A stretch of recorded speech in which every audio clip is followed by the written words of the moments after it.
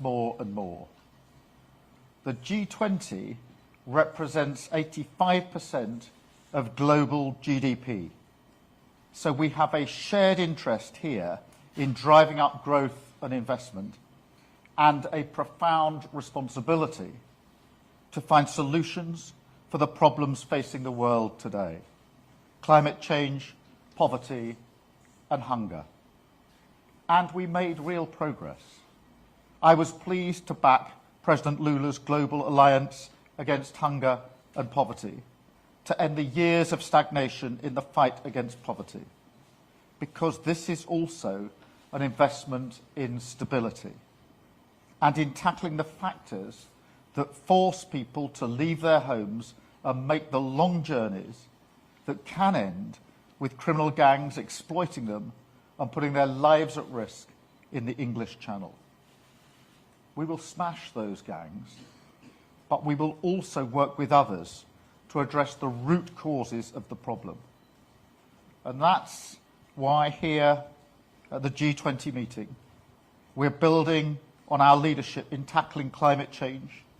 And later this afternoon, we are launching our Global Clean Power Alliance, together with Brazil and other partners, to accelerate the clean energy transition, to cut energy bills, boost energy security, and reduce emissions around the world.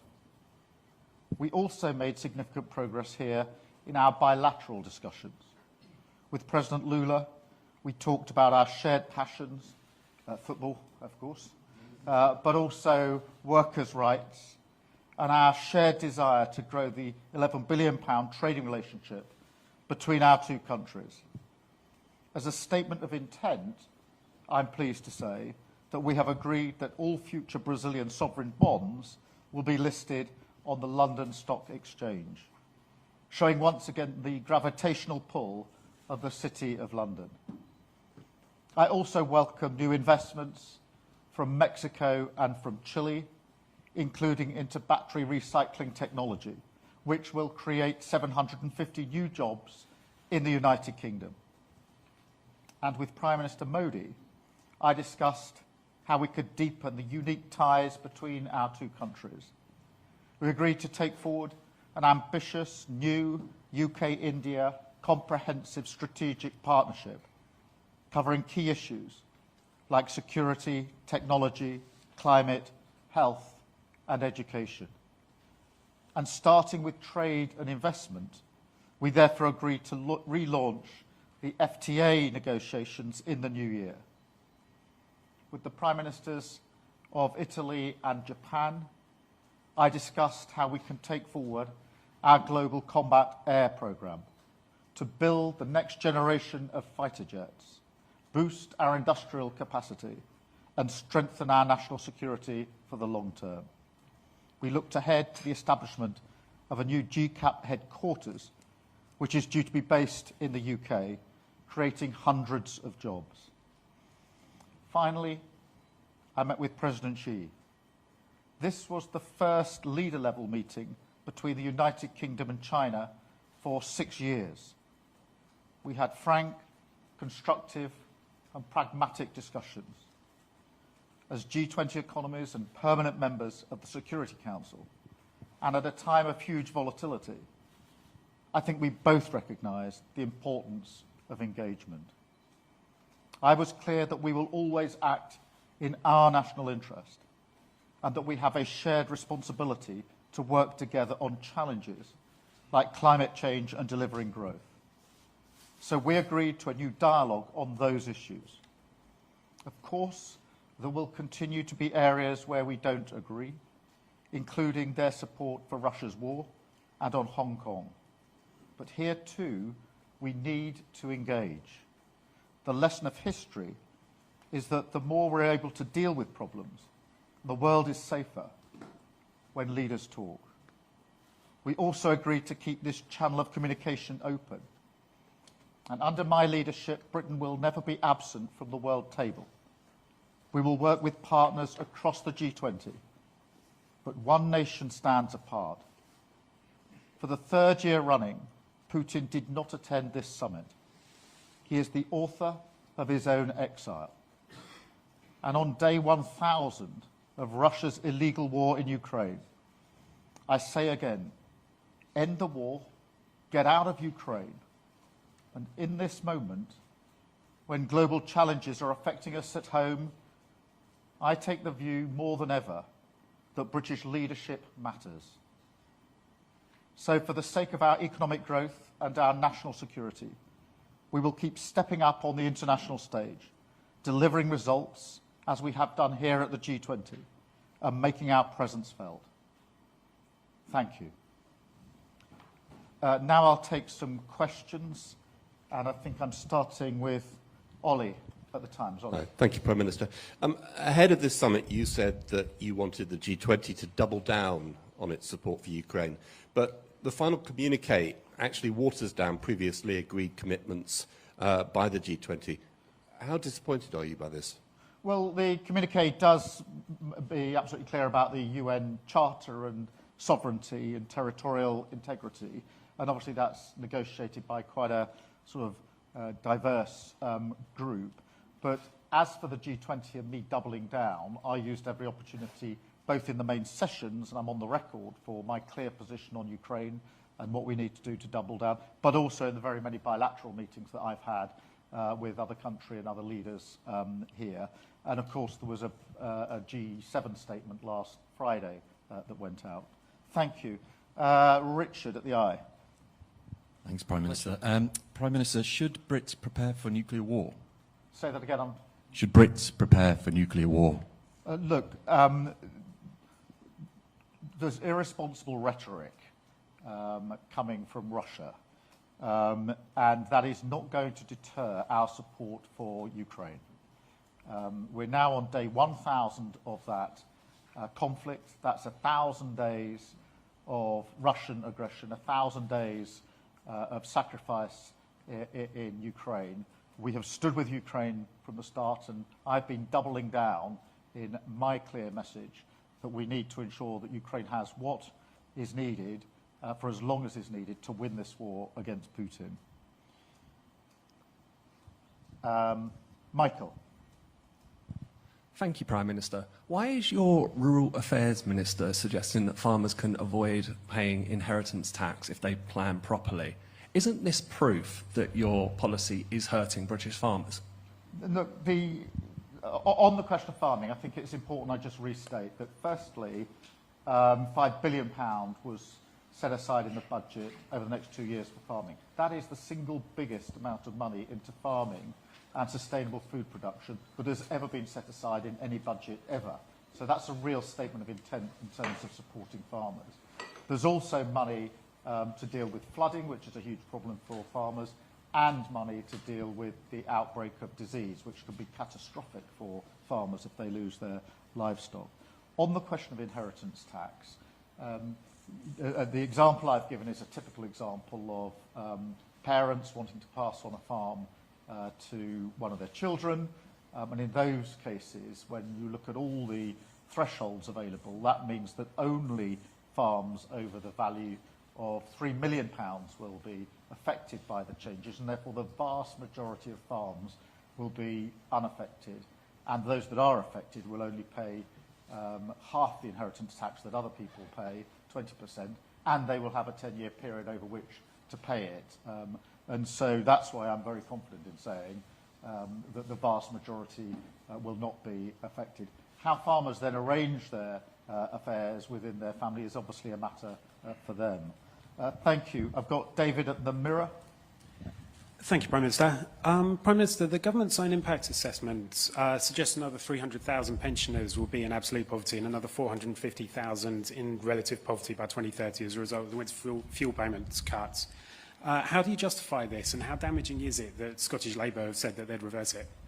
In that analysis, I think it's important for me to point out what was left out of account in that analysis. The first is the considerable uptake in pension credit was not accounted for in those figures. We've had a campaign, as you know, to drive up pension credit, to get more pensioners onto pension credit, which obviously is not only a guarantee of the winter fuel allowance, but also gives the credit itself. So there's an additional benefit there. It leaves out of account the household support fund, which, as you know, in the budget was then extended. And it leaves out of account the warm homes discount. And, of course, on top of that, as we now know, the figure for the increase in state pensions for next year under the triple lock, because we've stabilised the economy, is about £470, and therefore pensioners will be better off because we've stabilised the economy. So far as Scotland is concerned, you know, that's one of the features of devolution. There are not infrequently different approaches taken in different nations across the United Kingdom. Thank you very much. Can I go to Jason at the Mail? Thanks, Pim. I'll let you get your pen. No, look, I always come prepared, just like that cagoule We'll make a journalist out of you, at the Olympics. Listen, you've talked a lot about protecting people's payslips in the budget, but it's becoming clear that thousands of people are going to lose their payslips altogether as a result of some of those national insurance hikes. The big retailers today are saying job cuts are inevitable. The Bank of England governor says that they're right, and actually the figure could be much higher than the 50,000 predicted by the OBR. What's your message to those working people who are going to lose their livelihoods as a result of the budget? Is that just the sort of necessary price for fixing the foundations? Well, look, we took a number of difficult decisions in the budget and ensured that the pay slip in people's pockets is not affected. They will not be paying more, and they'll see that month on month in their pay slip. So far as the numbers affected, I mean, it is important, I think, to factor in the protection that we've put in place for employers, particularly small employers. So half of employers will either see no change to their NICs or they'll be paying less. And that is important because that's the difference we made by the changes we made to the employment allowance. So half of employers, as I say, no change or cuts to NICs. But look, we took difficult decisions, but fair decisions, to stabilise the economy and to make sure that we could put ourselves in a position where we could make very important investment then into our NHS, into our schools and into housing. Thank you. George, the FT. Yeah, George Parker from the FT. You mentioned Hong Kong and China in your introductory remarks, and as you know, Prime Minister, dozens of lawyers, academics, journalists, pro-democracy activists have just been jailed for alleged subversion in Hong Kong. Will you condemn that in the strongest possible terms, or will you now have to bite your tongue as you've tried to forge this closer economic partnership with China? Well, we want that closer economic partnership, and China is the second biggest economy in the world, and therefore I see that as an area where we can cooperate. But I do also think it's right that where we have differences, we have a frank discussion about them, as we did yesterday in relation to Hong Kong. So I do think both of those things need to happen, but what we mustn't lose is the opportunity for our economy with a better partnership when it comes to cooperating on economic and trade affairs. But as I say, that doesn't mean we don't have our differences, and it doesn't mean that we shouldn't be frank about those differences. And that's the approach that I took yesterday and will continue to take. Thank you. Martina. Thank you. Martina Bett from The Sun. Prime Minister, Peter Mandelson, who's widely expected to become Nigel Farage to help build bridges with the incoming Donald Trump administration. Will you listen to his advice? Well, I make no comment about appointments. In relation to relations with the US, obviously it's an important relationship for us. Historically, the US-UK relationship has been a special relationship for a reason, forged in difficult circumstances, and as important today as it's ever been.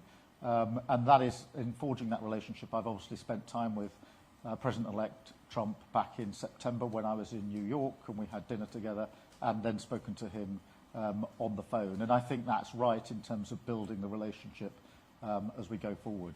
Thank you. Caitlin. Thanks, Prime Minister. There are warnings about job cuts over your changes to NICs. There are farmers protesting in Westminster over inheritance tax, and there are warnings about pensioner poverty due to the winter fuel changes. Do you still have confidence in your financial plans and, by extension, Rachel Reeves? Absolutely. We had to stabilise the economy. We had to deal with the £22 billion black hole, and we needed to invest in the future of our country. And the reason we got into such a mess for the last 14 years is because the last government refused to take a single difficult decision. And you saw at PMQs just 6 days ago, they're still in the same camp. So they are still saying, we want all the benefits. You heard the Leader of the Opposition.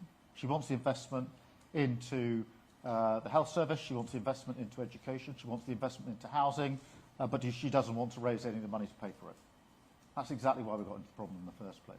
Unfunded commitments. We've ended that, we've turned a page, and the best evidence of that is the investment that is now coming into this country in a way it wasn't coming in for the last 14 years.